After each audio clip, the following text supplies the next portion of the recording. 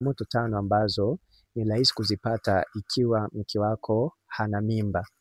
Ni vizuri zaidi kuweza kujua kwamba mwanamke anapokuwa na mimba huwa ni rahisi kumsumbua mwanaume. Kwa hiyo nimeweza kusogezea changamoto 5 ambazo wewe mwanaume unaweza kuzipata kutoka kwa mwanamke au kutoka kwa mke wako mwenye mimba. Changamoto ya kwanza ni kukunyima tendo la ndoa.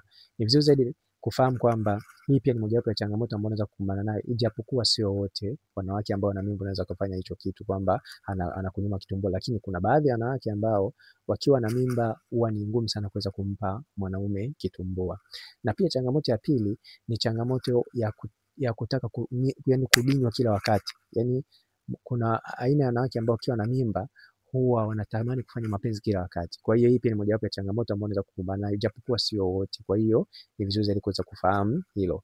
Na pia changamoto nyingine ni changamoto ya kudharauliwa bila sababu za msingi. Changamoto ya 4 ni changamoto ya kutaka vitu ambavyo haviwezi kupatikana kirahisi. Yaani mfano mwanamke anaweza akakwambia nahitaji makozi ya kuku. Kwa hiyo utajikuta unachanganyikiwa kuweza kuyapata.